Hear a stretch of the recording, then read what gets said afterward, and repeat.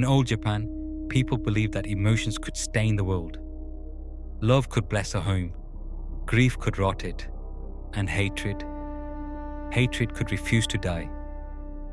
This is the story of how a woman's silence became a curse that still walks among the living.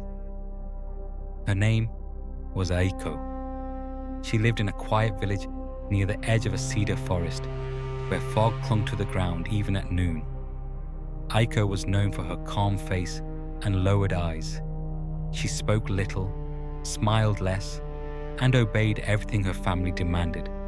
She was married young to a man named Masaru, a respected merchant. To the village, Masaru was generous and polite. To Aiko, he was distant, and later, cruel. At first, the cruelty was subtle. A cold look, a word spoken too sharply, food withheld as punishment. Aiko never protested. She believed patience was a virtue. She believed suffering in silence would protect her family's honor, but silence has a cost.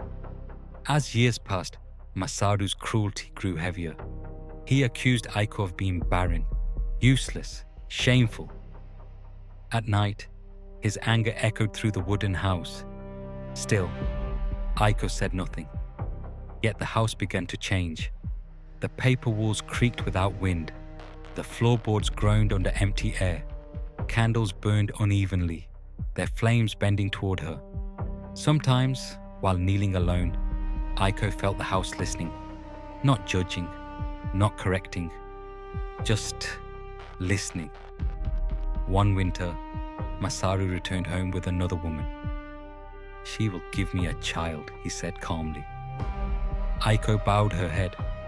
Her hands trembled, but she made no sound. That night, she prepared tea for them both. Masaru never drank it.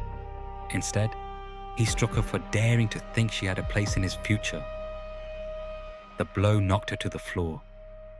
Blood stained the tatami mats. As Masaru walked away, he said words that sealed her fate. "You were never meant to be more than a shadow."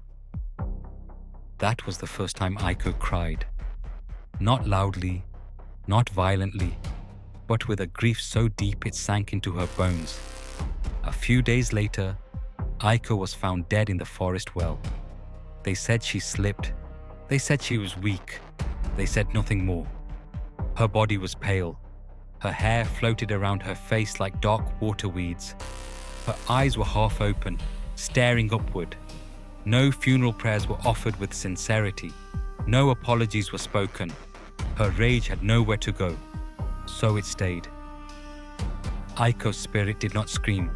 It did not rush. It waited.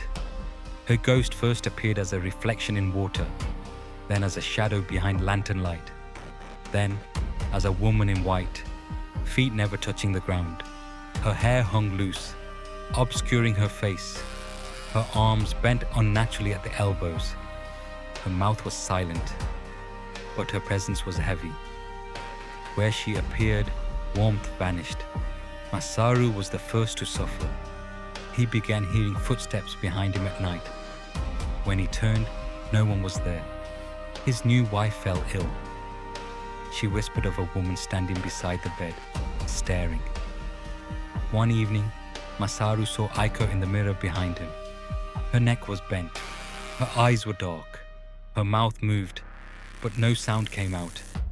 The next morning, Masaru was found dead, his face frozen in terror, hands clawing at his own throat. There were no marks, only silence. Aiko's rage did not stop with him.